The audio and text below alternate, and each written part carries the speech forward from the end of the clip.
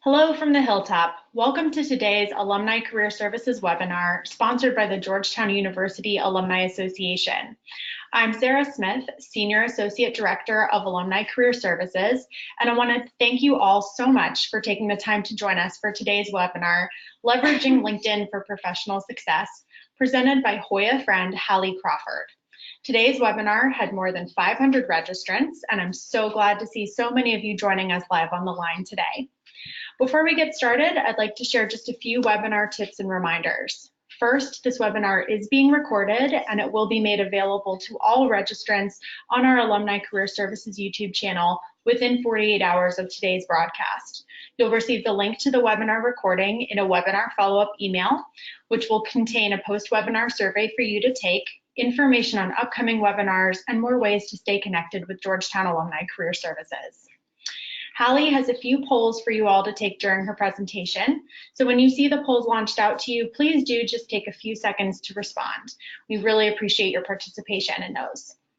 We'll conduct a Q&A session at the end of Hallie's webinar, and Hallie looks forward to hearing your questions. Please send in your questions and comments as you have them throughout the presentation using the questions area of the GoToWebinar control panel. And finally, if you're having any technical difficulties at all, please submit those concerns to me via the questions area of the GoToWebinar control panel as well. Without further ado, I'm pleased to introduce our presenter, Hallie Crawford.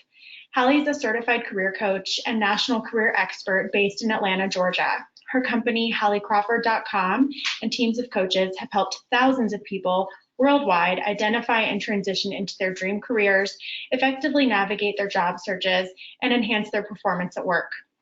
Hallie is regularly featured as a career expert in the media, including on US News, Forbes.com, The Wall Street Journal, CNN, and Fox Business News. Hallie, we're so excited to have you here with us today, so I'm going to go ahead and turn things over to you so you can get started. Okay, wonderful. Thank you, Sarah. That was awesome. And thank you, all of you, for being here today, especially for most of you, what's probably your lunch hour, or at least close to that. We greatly appreciate it. I'm Hallie Crawford. I am a certified career coach and the founder of my own coaching organization, HallieCrawford.com. And as Sarah said, and as you all know, we are going to be talking about how to leverage LinkedIn for greater professional success. So just really quick, additional intro, we work with our clients on LinkedIn all the time. One of the things that you all may have noticed in using LinkedIn over the years, however long you've been using it, is they change things all the time and update new features and adjust things. So I will try to have as much time as we can at the end to answer questions, as Sarah said, but also please feel free to email me after the presentation as well. If we don't get to your question, or if you think of another question later on, I'm happy to answer that, especially as I said, LinkedIn changes all the time. So I have been coaching and training for just over 18 years. I know I might sound like I'm 12 or something, thereabouts, but I'm actually 46. And I have an undergraduate degree from Vanderbilt University and a master's degree from the University of Illinois at Chicago. And as I said, we work with our clients all the time on how to leverage LinkedIn, not just for their job search, but also to help them promote and establish their brand as a professional. So we are going to be talking today about some basic tips to help kind of both audiences, to help you all with both things. The things we're going to be discussing today should help you and will help you with a job search if you're in that mode, but they are also going to be relevant for you and in terms of establishing your brand as a professional more and more. And just by the way, and then we'll get to this first slide here in just a second, what we have found is so many more people, the increase in people asking us for assistance with their LinkedIn profile has enormously increased, by at least 50%, even just as of this year. So LinkedIn is becoming a bigger deal and kind of hotter topic for most professionals. So why is LinkedIn important? Let's go ahead and take a look at this slide. Why is it important? It's obviously, as we all know, a critical tool and resource for professional development, but also for your job search as well. There are at least, approximately 546 million users, and much more so, I'm sure, as of last year. 40% of all users, they check their account daily. And this is one of the things that I did want to mention to you all too, is the increase in users or people that are checking their LinkedIn accounts and profile frequently or on a regular basis is increasing. But please keep in mind, as you're networking with people and sending them messages and trying to connect with people on LinkedIn, not everyone still checks it as often, whether it's daily or not. So you do want to have other ways to kind of reach out to people for networking purposes as well. I think this number will, I'm sure it will continue to grow, but right now it kind of hovers at about 40% of users check their account daily, and especially with the app that you can have on your phone, that makes that easier to do, obviously. 80% of LinkedIn users consider networking to be an important piece of their professional success, and obviously we agree with that. And employers, in terms of recruiting, and job search, as we talked about a moment ago, employers are reporting that up to 80% of their recruiting is actually conducted now through LinkedIn. Years and years ago, and this was actually before my son was born, and he's 11, I served on a panel for a local organization here, and there was a recruiter on that panel. And he said at the time that he was actually spending almost 8 hours a day on LinkedIn trying to find qualified candidates. So LinkedIn is definitely a huge, important piece for your job search specifically, if that's the situation that you're in. So here's our agenda for today. We are going to talk about 3 basic steps to help you begin to leverage LinkedIn further on a regular basis. We're going to talk about your profile and how to ensure that it's incredibly effective and promotes your brand.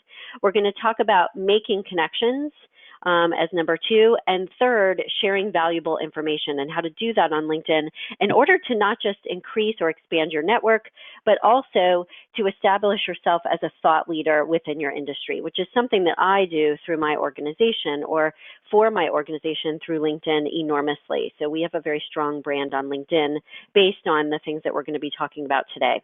So just really quickly too, I know Sarah had mentioned that you all will, as a reminder, you will get a recording of the presentation and the webinar today. If any would like a PowerPoint or a copy of the PowerPoint presentation, please don't hesitate to email us at admin@halliecrawford.com. We would be happy to share that with you so you don't feel like you have to be frantically writing everything down today, because I know how that goes.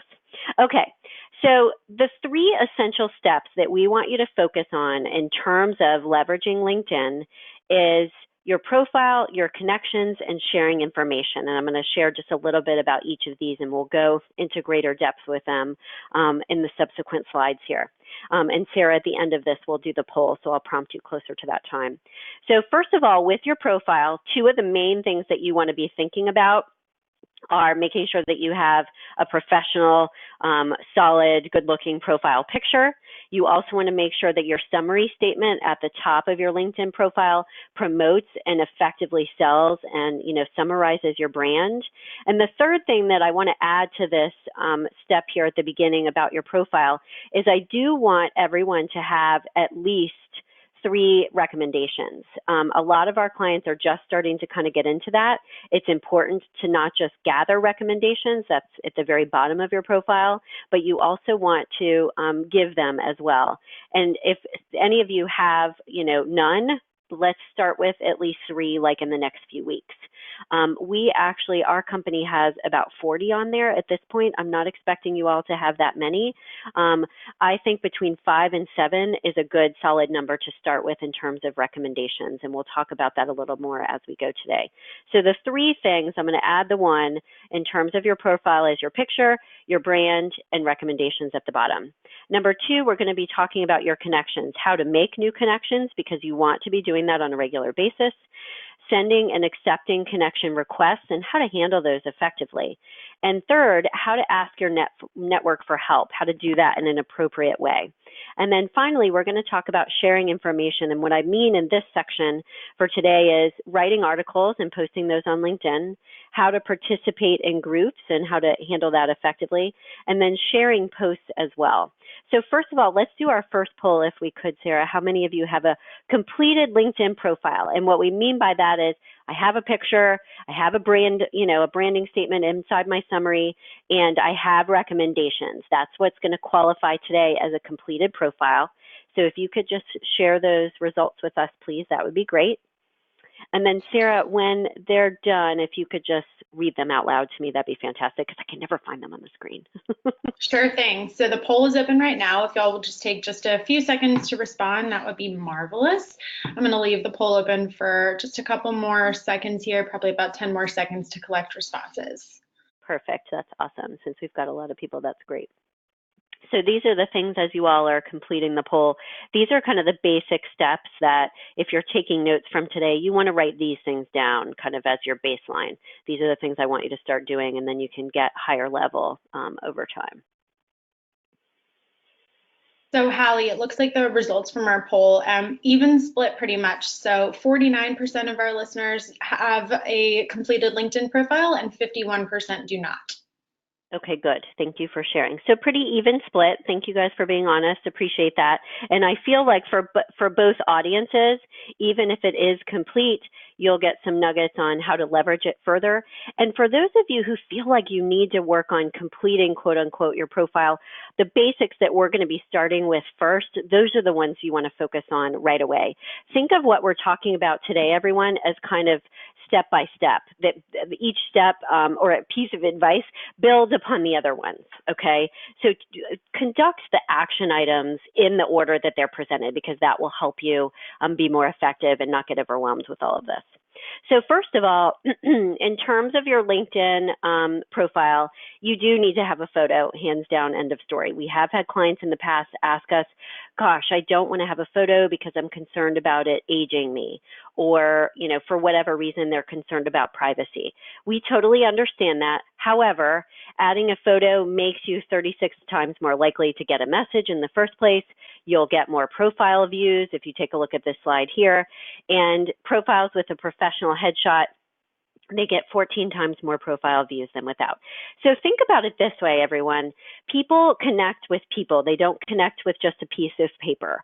So it's really important to have a headshot on there. And by the way, I think it's better to have something that looks professional than unprofessional, because an unprofessional headshot, for example, that has your pet in it or something like that, is actually going to make a worse impression than having nothing. So if you feel like your headshot is not the way you want it to be right now, I would recommend taking it down until you get something better, okay?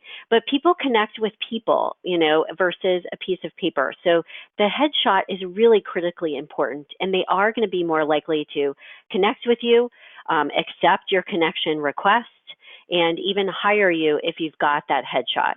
So here's the deal, a couple of thoughts here. You obviously need to have something that's professional looking. It needs to be close up. You want to have a clean, kind of light colored background. An example of what I use on my LinkedIn profile is here on the slide. And you want to smile and have it be warm, okay? It doesn't have to look exactly like mine, obviously. Mine was taken by a professional photographer. You don't necessarily have to do that. We have clients who have a friend or family member, they get dressed up. You can also stand outside as long as the background is muted enough and it's not distracting from, you know, your face and how you look. A natural or nature kind of scene is okay too. Make sure that the photo is close enough up though. A lot of times our clients, their headshot, you know, they're just too far back, and you need to have it close up enough that people feel like they can see you, who you are, and connect with you.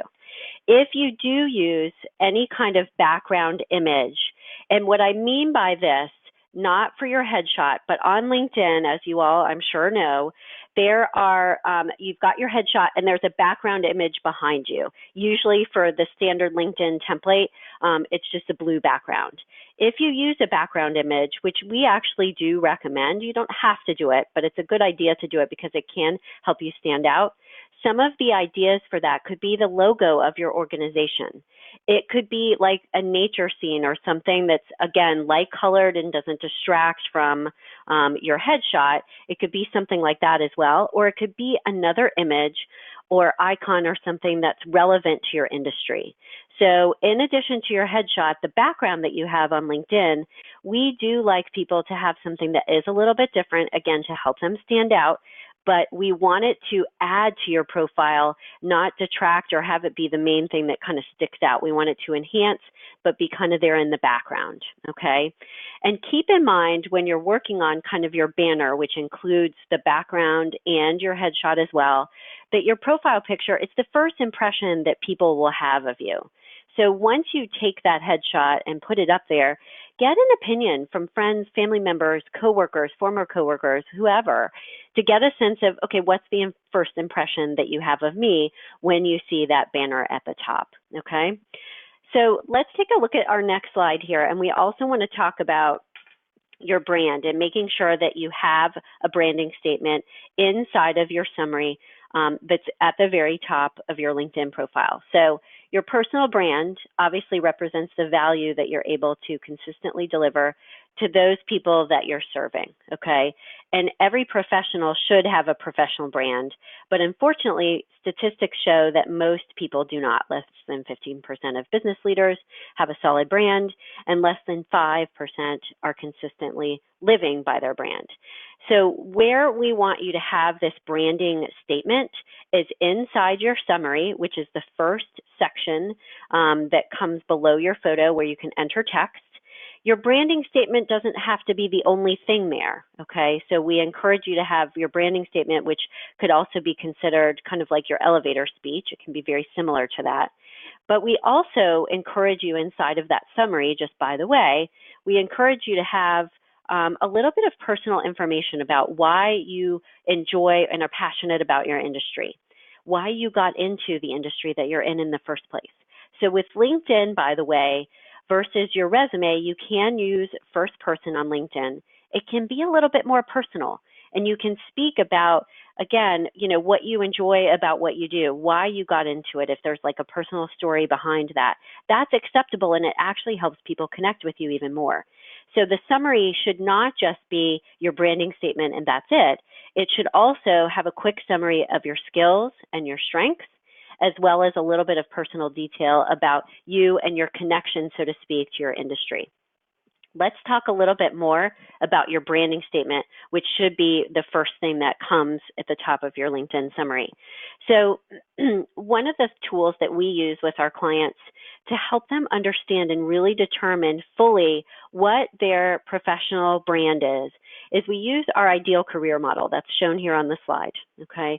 These are the pieces that help people determine their career path, determine if they're in the right career fit, but also help them sell themselves during the course of a job search and as a professional long term. And the pieces, taking a look at this slide here, the pieces that you want to focus on to kind of as a checklist, if you will, to ensure that you've got the relevant pieces inside of your branding statement would be these on the right where the arrows are pointing. So you can put inside of your branding statement why what you do is rewarding to you. What is it that you enjoy about what you do? The value that you provide, but why you enjoy providing that. The strengths also, you want to skip over here and you want to talk about your strengths. So what is the value you provide and why is that the case? What are the strengths that you're able to leverage in order to provide that value to your customers or clients? What's your past education and experience that enables you to provide this value?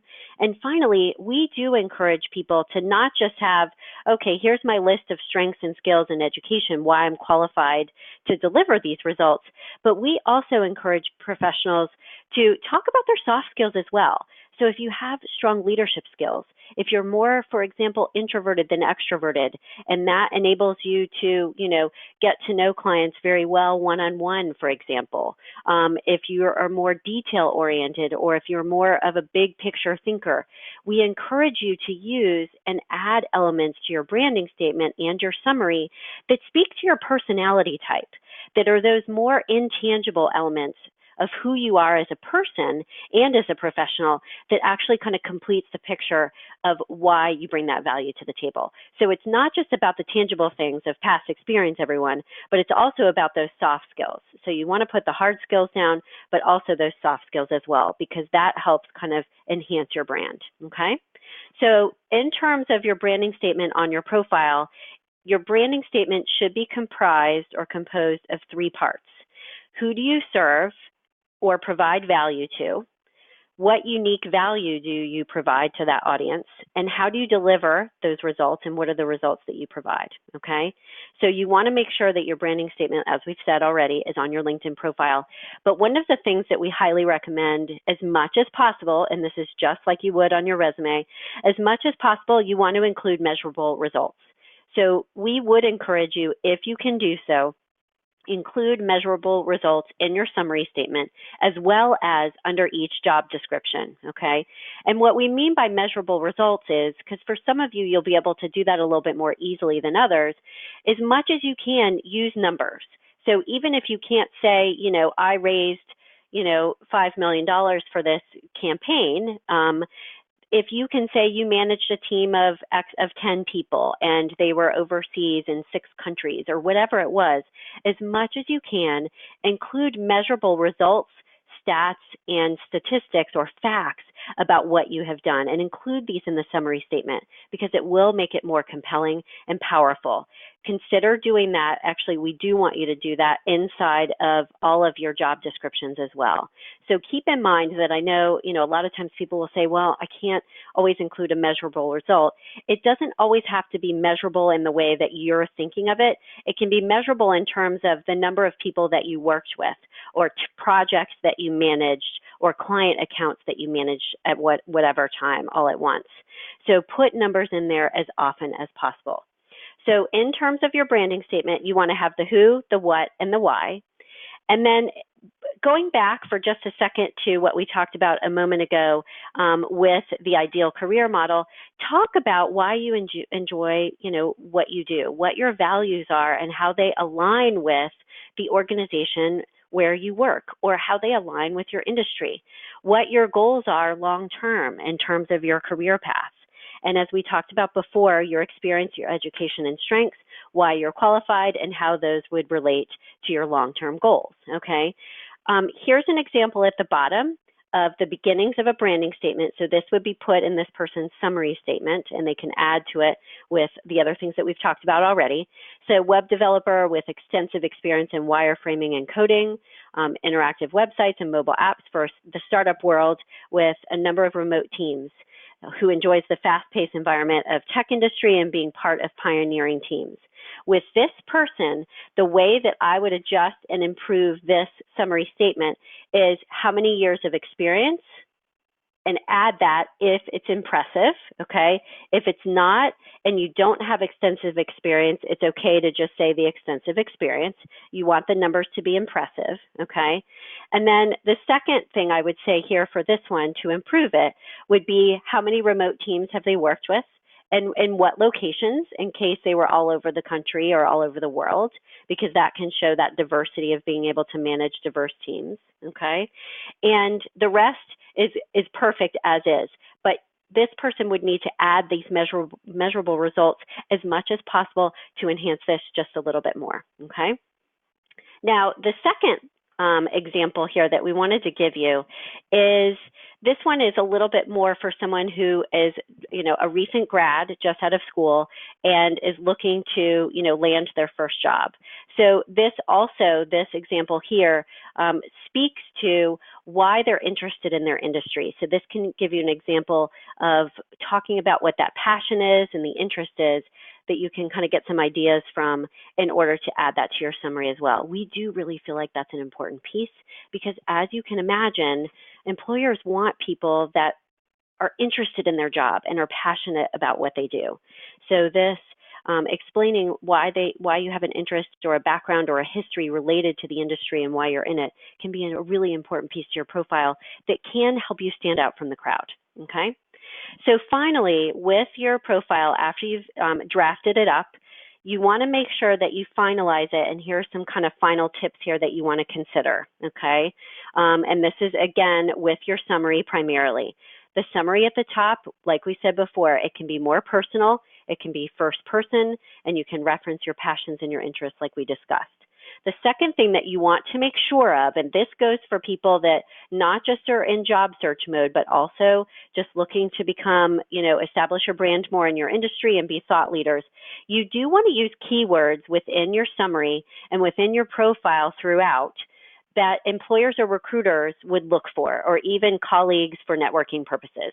So you want to make sure that you stay on top of what are the hot kind of buzzwords in your industry and put those in there so that you can demonstrate and show that you're on top of industry trends, okay? We talked already about getting recommendations, and the goal at the very beginning would be 3, working up to between 5 and 7 at a minimum. And finally, for those of you who are in job search mode actively right now, there is a setting in your LinkedIn settings. If you go to the top, there's a wheel at the top, and there's a drop down where there's a lot of different boxes that you need to check in terms of making your profile visible or private to certain people. There is a I want to be viewed by employers and recruiters box that you can check, and this will let employers and recruiters know that you are looking for employment. So when they're searching, when they have a paid account searching for candidates, your name will show up, your name and your profile. And then finally, this goes without saying, have someone proofread your LinkedIn profile. Too often people come to us and they want us to work on their profile and they've got spelling errors or grammatical errors in there. So make sure that you have someone proofread it, and at least 2 or 3 people, just in case, because that's, several pairs of eyes is better than none. Also, I wanted to say, and then we'll go to the making connections to step number 2 here. One of the other things I wanted to suggest that you all do is in terms of making your profile visible. Sometimes people kind of get confused about, is their profile visible? Is the whole thing visible? And who is it visible to? Have several of your friends log into LinkedIn and try to find you and view what your LinkedIn profile looks like and tell you exactly what they're seeing so that you know what people can view. And then also have them log out of their profile, and you can do this on your own as well, but it's good to have other people do it too from their computer. Have them log out of their LinkedIn account and search for you that way as well, because you want to make sure that everything that you want to be visible on your LinkedIn profile is going to be visible. And the best way to do that is, yes, to play with your settings, but then test it to make sure it's as you want it to be. Okay, so let's talk about step number 2 and making connections, okay? So on this slide here, you'll see some kind of basic steps that we want you to get started with. In terms of making connections and expanding your network, you want to start with people that you know. It could be fellow students, if you're taking any classes or are in college, or fellow alumni from Georgetown. It could be university alumni from another from your industry association. It could be coworkers in past and present jobs, friends, family members, that kind of thing. So I literally recommend that you take out your phone and go through your contacts list, because there's always people that we tend to forget about. Go through your phone contacts list and one by one methodically find people that you would like to connect with on LinkedIn and go through those warm leads first, because that's a good first start. Then think about people at your company and your organization that you would like to be linked into. And then also think about associations or networking groups that you belong to as well, that you would like to be connected with certain people there too, okay? So starting with those that you know, then you can later on over time branch out to those people that you'd like to know. It could be influencers in your industry. You don't have to limit yourself to your industry necessarily. If there's a thought leader that is in another industry but in a similar role to you, you can ask them to connect with you. They could be professionals that you meet at an event. Make sure that when you're at a networking event, by the way, a great way to stay in touch with them is right then and there, connect with them on LinkedIn while you all are standing there with your phones.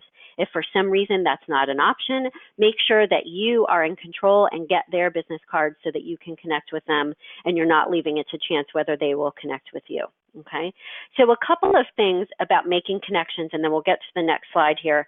So first of all, several recruiters and career coaches have told me that there's kind of a magic number floating out there of people having a goal of 500 or more connections, that when you have 500 plus connections, you look like to prospective employers and kind of on LinkedIn, I hate to say it because it's really not supposed to be a popularity contest, but like you care about your network and you care about your, your professional brand. Most people will tell you that you don't want to connect with people you don't know, and I do agree with that completely. You want your connections to be ones that you know and would feel comfortable, like picking up the phone or reaching out to them and asking for something, or vice versa, okay?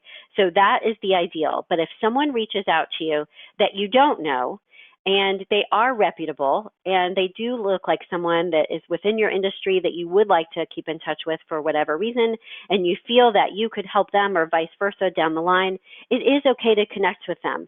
You just don't want to connect with people willy-nilly all over the place, okay? So work towards getting up closer to 500 plus connections by building out your connections as much as possible, but do be thoughtful about it. And don't just, accept connections from people that you have no idea why they're reaching out to you and you don't think that there's a good fit, okay? Next, in terms of making connections, kind of etiquette here. When you want to make a third connection or be introduced to a third connection in your network, if you want to contact a second or third connection, ask the first connection contact to make that introduction first. It's better to do that, obviously, because then it would be a warm lead versus kind of jumping over that bridge, if you will, and going straight to them. That's the purpose of LinkedIn, is asking for or having that warm lead. Always include a note inside the invitation when you invite someone to connect with you. Don't just use the standard template.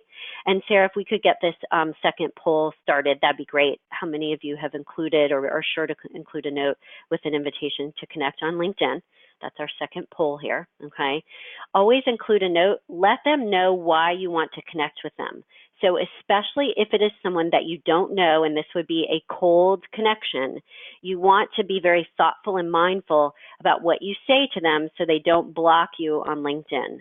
If you get a certain number of blocks, I believe it may be around 3, don't quote me on that, then your profile will be frozen and locked out for a certain period of time. So you want to make sure that you're connecting with people that you know that are not going to block you, but also you send a thoughtful note.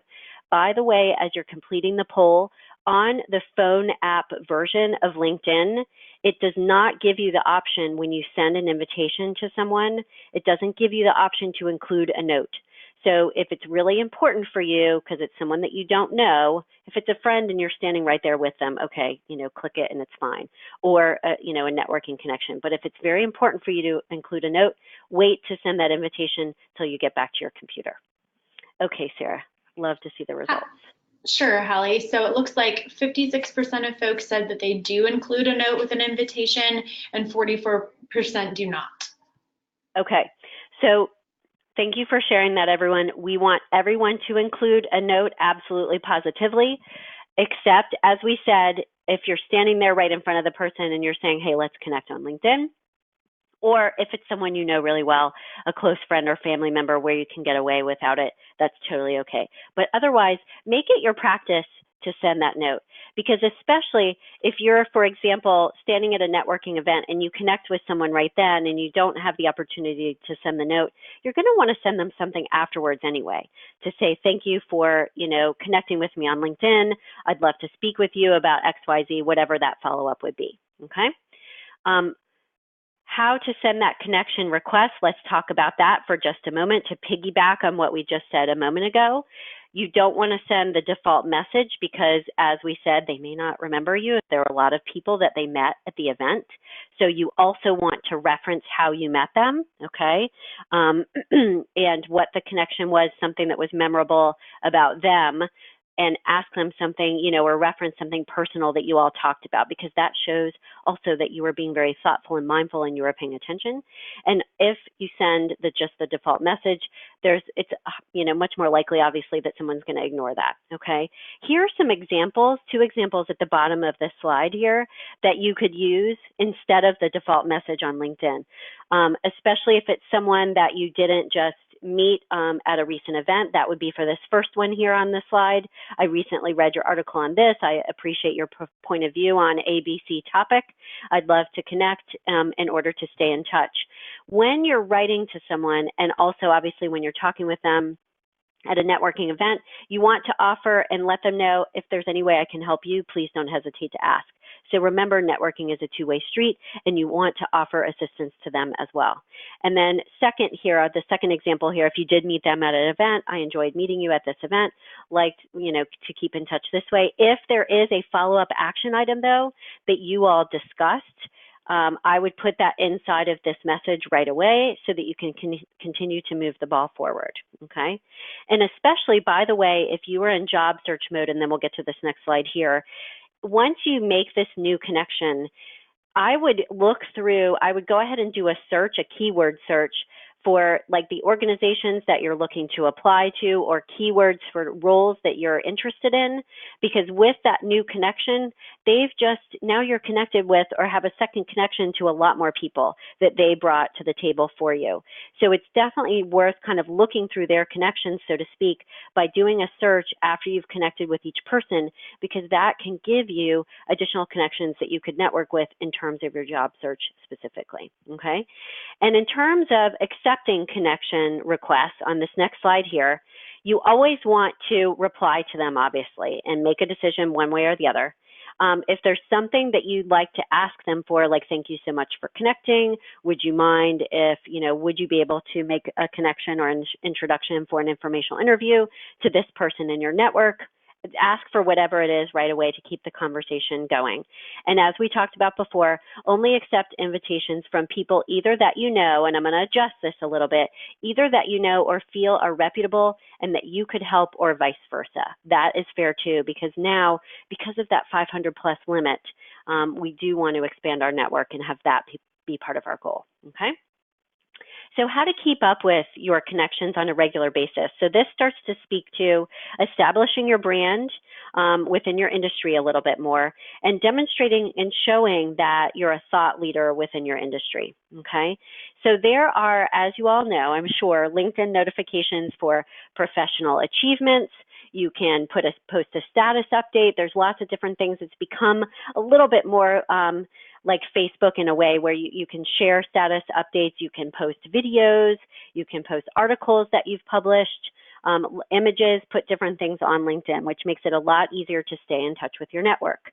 So use those notifications, even when, and you kind of need to add this to your repertoire, if you will, or your checklist. If you're attending a conference, let people know that you're attending the conference, because you might find out other people that are attending as well, because they'll reply to you. If you've had a professional success, share that. If you have a question that you want to ask your network, share that as well. So share these status, or leverage these status updates in different ways, because that will help you engage the people, your audience, so to speak, the other people that are on LinkedIn, and you'll get great ideas from this too. It's a great way to ask questions and get advice on things that otherwise you would have had to attend an event or call someone on the phone, where this way you can get a lot of good advice all at once. You do want to at least, so number 2 here, keeping up with your network, you want to check and respond to your messages at least weekly, especially for those of you, if any of you are not on LinkedIn almost at all, you want to make sure it's at least once a week, so that you are, responding to people in a timely manner. You want to create those new connections by attending networking events and meeting people.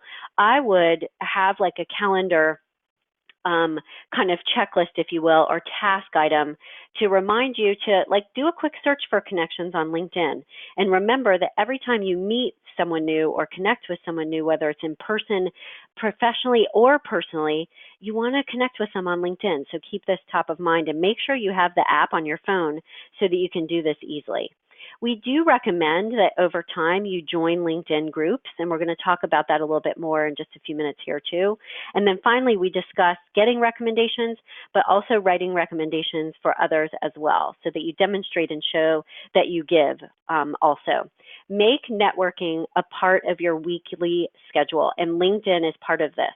So we would recommend that not, when you check your messages on a weekly, regular basis on LinkedIn, you also look through your feed and see what others are doing in terms of, what's going on in your industry, what events are people attending, that kind of thing, so that you get a sense of what's going on and stay on top of topics and participate. So reply to people's posts, like them, share them on your feed. Get more involved, even if it's just once a week for 30 minutes. That's a good starting point to get you more involved with LinkedIn, okay? Let's talk next about making connections, but specifically how to ask for help and how to balance connecting and not asking for too much, but something that's reasonable, okay? So the formula for this to kind of think about if you're asking for help from your networking connections on LinkedIn is you want to ask for reasonable things, things that someone could answer and do in the course of just, an email or text, message. If you can't ask for long-winded advice that would be better to get over the phone or chat with someone over the phone. So ask for things that are reasonable, short answer, quick response, and something that person could reasonably answer for you because it's their area of expertise.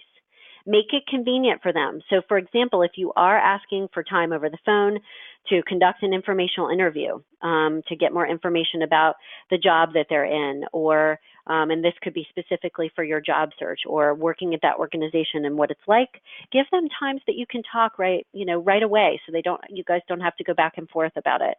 And make it convenient. You call them, get their phone number and you call them at the appointed time. Be available to help them at all times. So every time you write a message to someone, let them know if there's help that you want to offer them specifically, write that in there. Think about how you can help others. Is it a networking connection that you can provide to them? Is it an article that you would like to share with them that you just saw? And especially or specifically for job seekers, when you're networking with people and want to get their advice, ask for their time in an informational interview. Don't ask for a job, ask for time from them. I'd like to chat with you for, 5 or 10 minutes about how to put my best foot forward in my job search, for example, okay? Keeping in mind, again, that networking is a two-way street. When you finish that conversation with them, ask them if there's anything that you can do for them as well. And remember to keep offering it up. Get in the mode of suggesting, here's something that I think could help you. Is that something you'd like me to share with you? Okay. Just really quickly before we get to our third agenda item for today, we do have a LinkedIn worksheet that will help you update your profile with your branding statement and also better leverage your connections. Please feel free to email us for this tool. It's a LinkedIn worksheet, admin@halliecrawford.com. Just put LinkedIn worksheet in the subject line of the email and we'll shoot that over to you so you'll have that. All right, so finally, let's talk about our third step. So this is sharing information with your network. And I talked about this just a moment ago. We're going to go a little bit deeper into this. So one of the ways that you can begin to share information with your network to, again, establish your brand, show that you care about your professional development, and become more of a thought leader within your industry and your organization is to write articles. Now, I know for some of you that may feel daunting, like I don't have time with everything else to go write articles every week. Totally get it. They can be very short and sweet. They can be, as short as a blog post. It can just be a quick paragraph, and it can have a question in it, like we talked about. It could be a creative idea that you have that you want to share within your industry and see if anyone else, for example, has thought of it. It could be an insight that you have about a problem that your industry is facing. It could be an article that you share from somewhere else, but you excerpt some of it and obviously give them credit, and then you write some of your own thoughts as well. It could be problem-solving advice or what motivates you, something inspirational. I see a ton of inspirational quotes and images on LinkedIn all of the time. So if you're going to consider writing articles, and I say articles loosely because, again, it can just be a couple of paragraphs. It doesn't have to be that long. They should be concise and worth reading, obviously. And you want them, you want to leverage articles because they can help build your credibility as a professional and can help you stand out from the crowd. Again, not just in terms of your job search, but in terms of your professional development as well. So we do encourage you to consider, even if it's sharing articles as a start and then making a comment on that article or asking a question below that, that's fine. That's the beginnings of it. But we encourage you to start considering writing articles on LinkedIn over time. The second way that you can get more involved in LinkedIn is to participate in LinkedIn groups. Now, there's a lot out there, and some LinkedIn groups are more reputable, so to speak, and more, involved and worthwhile, if you will, than others. So you really do want to pick and choose. Joining a bunch of LinkedIn groups and doing nothing with it, that's not going to help at all. So you want to be selective about the groups that you join, okay, and make sure they have a decent number of members and that the feed is constantly updated, that people are participating, and you can see when the last posts were, what the dates were, and that will give you a sense of how active that group is. You want to provide valuable information and commit to participating. Even if it's just once a week, that's a good start. Ask a question, give advice or feedback or thoughts, okay? It's also, participating in groups is a way to continue to expand your network. We have had clients make solid connections with people through LinkedIn groups and then conduct informational interviews with them specifically for their job search or to get ideas on, a problem they were having at work because they were two people, for example, that happened to participate a lot in a particular group. So LinkedIn groups, it is still kind of a new idea. And Sarah, if we can go ahead and do this third poll, that would be great, and launch that. How many of you currently belong to a group on LinkedIn? We do encourage you to find one LinkedIn group that is active, reputable, has a lot of members, and start to, it's, if nothing else, everyone, it's good, selective, specific, hopefully, reading for your industry that will help you stay on top of trends and what's going on, okay? So we encourage you to at least choose one and make the commitment, as we said, checking your LinkedIn messages on a regular basis once a week. This is the other place that you want to check and see what's going on in your group too. All right, Sarah, ready for the results when you are. Sure. So I'm just going to leave the poll open for a couple more seconds. I did want to put in a plug here. If you're looking for a LinkedIn group to join, the Georgetown University Alumni Group is on LinkedIn, and it's got about 30,000 members. So that's a really great one to start with, to connect with other Hoyas for job opportunities and just professional development opportunities, and to see what everyone is up to. So I'll include the link to that group in the webinar follow-up email in case y'all want to check that out. But that would be a great group to join to get started. Perfect. Yep, that's a great start because that obviously warm leads right there, and then you can narrow down based on industry over time. That's perfect, Sarah. Absolutely. So it looks like our audience said 71% of them do belong to a group on LinkedIn and 29% do not. Okay, good. So most people do. If you're not part of the Georgetown, I live in Georgia, that's why I get confused, the Georgetown Alumni Group, please make sure that you do that. And make sure that, within that group too, posting articles that are relevant, that would be helpful, specific to your industry. That's a great way, as we said, to be, to stand out from the crowd and stand out in your industry. Sharing information with your network, kind of the last little nugget here that we want to share too is, as we talked about before, sharing articles and posts from other people. You want to be thoughtful about this. So again, LinkedIn is not Facebook. It always obviously needs to be professional. It needs to be relevant and appropriate, okay? You don't want to, by the way, blow up the feed. So although we encourage you to post more and more frequently in order to establish your brand, et cetera, you don't want to be too often because then people will kind of start to tune you out. You want to share things that would be truly interesting to you as well as to your audience, okay? And also, don't just post or share an article, everyone, that with nothing attached to it. Like, always write a few sentences about why you are sharing that article or post, what's appealing, what's interesting. Give your opinion about it as well, because that's a really important piece to why you're sharing it too. Okay, so keep in mind, everyone, the next thing that we want you to do, and we'll get to Q&A here in just a second here, so we'll start to move towards that. If you all want to go ahead and start posting your questions, I do want to answer any other kind of very specific questions that you may have about leveraging LinkedIn. But I do want you to think of, okay, based on what we've talked today, what is one action item that you can take in the next week? Is it, I need to just get my headshot up to date. I need to figure out what my branding statement is and get that posted. Or I need a friend or family member to review my profile because I know it's not in great shape and I need to get that third party, opinion. Whatever it is, please go ahead, and as we get to Q&A here too, write down one action item that you will take, one action step that you will take in the next week. And then Sarah, if you can go ahead and start reading out any questions or comments that come through, that would be great. And we'll give everyone a moment here to do that. If anyone feels like they need additional advice regarding their LinkedIn profile and specific coaching on it, we do offer that. We're happy to help you update your profile. leverage your LinkedIn connections further and give you advice on that. Oh, and by the way, I wanted to share something too while you all are thinking about your questions. If anyone needs a free career strategy session to talk about what we discussed today or anything else related to your career goals, please don't hesitate to email us at admin@halliecrawford.com. I'd be happy to share that with you and share a link with you and chat with you for a few minutes. Okay, Sarah, how are we doing? Do we have questions coming in? Lots of questions, so I'll go ahead and just dive in. First one to start us off, can measurable results be from volunteer work, or do they only need to be from professional experience?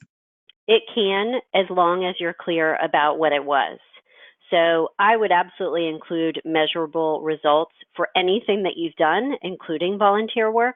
But you just need to make sure, obviously, it's in that, that section of what you did, either volunteer section at the bottom, okay? Or if you've got your volunteer work listed a little bit higher up, like in your summary or, wherever you've put it, definitely include those measurable results. It's still relevant. You just have to be clear that it was volunteer work. That's all. Good question. Great. We've gotten a couple questions just about the look and appearance of the profile, so I'm just going to kind of lump all of them into these two big ones. Number one, can your profile picture be black and white? And secondarily, should you include a cover photo along with your profile photo, or what are your thoughts there? Yep. So color photo better. I would go just get a color photo done. I think it does make a difference between black and white. So that's my answer there.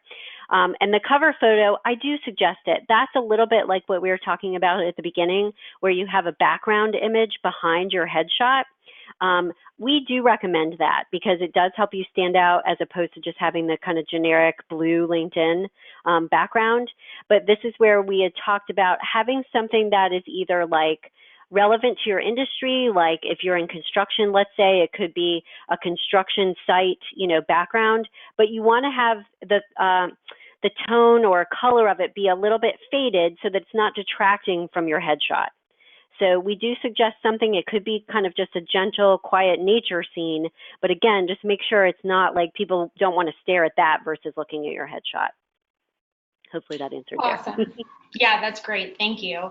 Another couple of questions on this similar topic, but how long should your branding statement be maximum? Do you have a sense of either word count or number of sentences or paragraphs? I would say no more than a paragraph, usually around 3 to 4 sentences at the most. Awesome, that's great. So keep it concise. Yeah, that's a good short answer for what should be a kind of a short chunk on your profile. That's great. Yeah. 2 questions on this topic. What's a good way to identify keywords to use that employers and recruiters look for? And so how can we be making our profiles, the most appealing to employers and recruiters? Great question. So 2 things to do. Number 1 is to do kind of a quick survey of around 5 job descriptions, for example, and whatever keywords they're using that you see that you're noticing stand out across the board, those are the ones that you want to put in there. You can also look at other people's profiles that are within your industry and have that same role. I would do kind of a quick survey there too, and look within your location because that just narrows it down, more easily and naturally. And look at what kind of keywords they have that you may not have thought of. And finally, if you do end up working, for example, with a recruiter or a search firm, sometimes they can give you ideas as well on what those keywords should be. But I would look at the job descriptions, job postings and job openings, and then other people's profiles to get ideas. That's the short answer. Great.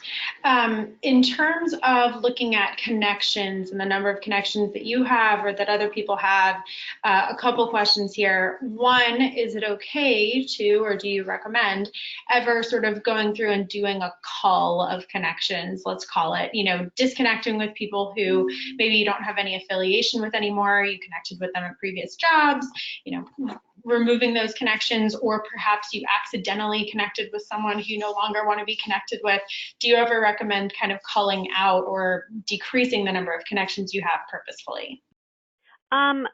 I wouldn't necessarily do that because sometimes we can have a knee-jerk reaction and we may end up, 6 months later thinking, oh, that person actually would be, helpful. I would only say if there is someone that you do not want to be connected with for whatever reason, a difficult situation, whatever it is, something that made you uncomfortable or whatever it was, it's completely acceptable, to disconnect from them. But beyond that, I think it should be on a case-by-case basis if there's some sort of uncomfortable situation like that. Otherwise, I don't usually think it's necessary. I would skip it. I think it's an additional action step you don't need to take. Okay, great.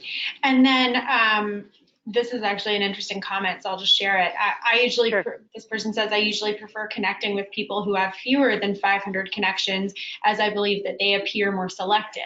I also try not to shoot for the 500 number for the same reason. Does this make sense? Is this a good mindset? What are your thoughts there? I think that it's a great comment. So thank you for sharing that. I think it depends on how you are wanting to leverage and use LinkedIn. I think just like anything else, social media or any other type of social media, I should say, it's very personal in how people want to use it. And you should keep it that way in the way that you want to leverage it.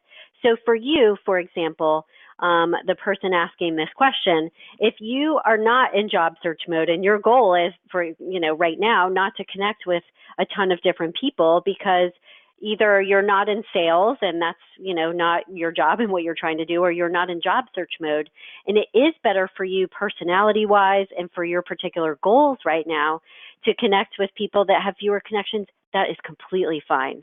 I believe that, social media, like anything else, it's very personal and it comes down to how you want to use it. So I think that is more than acceptable. That's actually a good idea. Yeah. Yeah. Mm-hmm. Yeah. I agree. Let me see another question. Oh, okay. So in terms of including, I know that I'm guilty of this, so I'm curious as to your thoughts here. In terms of including verbatim what's on your resume or including snippets of what's on your resume on your LinkedIn profile and kind of, essentially copying and pasting your resume into LinkedIn. What are your thoughts there? Is that a good practice, bad practice? Should LinkedIn be inherently different from what is represented on your resume? So great question. We get this a lot. As a start, it should mirror your resume to a certain extent. So for example, if some people, they don't have a profile or they just need to update it for right now, just to get the information on there, it's okay to have it be the same as their resume, just to get the information and content on there. The summary should be different. It can be similar to your resume and have some of the same kind of themes, obviously, but you do want it to be different. And you can include, remember, the personal detail in your summary on LinkedIn, and that would be different from your resume. Remember, you can include links to other things, like you can include a link to your resume, but also articles you've written, presentations you've given, whatever it is, things that can help enhance or help your job search or otherwise too. So the summary should be different from your resume. And then in terms of each of the job descriptions, it is going to be a lot of the same, right? Because it's the same thing that you did, right?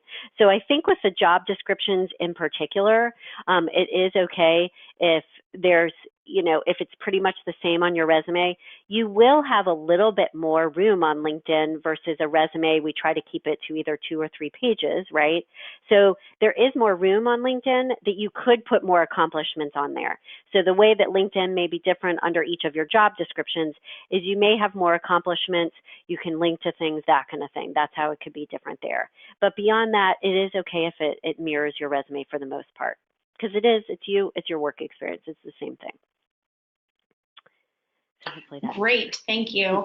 And then a question about kind of wording and avoiding ageism, things just sort of as you're building your narrative and profile on LinkedIn. If you have more than 30 years of experience, is it better to say extensive experience instead of actually listing out 35 years of experience, 40 years of experience? What are your thoughts there? How to handle that so that it's not as, So here's what I would do. And then this needs to be the last question because I've got a call at the top of the hour here. I would, in terms of LinkedIn, as well as in terms of, your resume, you can leave some things out if they're not relevant. So if there are jobs that you've had in the past that are not relevant to what you're looking for now or to the industry that you're in now, it's okay to leave those out. You just need to be prepared to explain that in an interview if necessary. Does that answer, Sarah? Yes, definitely. And thank you so much for staying right up until 1:30. I know there are lots more questions, so I will include Hallie's contact information in the webinar follow-up email. I really encourage y'all to reach out to her, continue the conversation, continue to ask her questions. Obviously, she knows this material backwards and forwards and is a fantastic expert on it. So please do reach out to her. Hallie, thank you so much for being with us today and presenting all of this. This has been wonderful. You are so welcome. Have a great day, everyone. Thanks for participating and have a great day. Take care. Bye-bye. Bye-bye.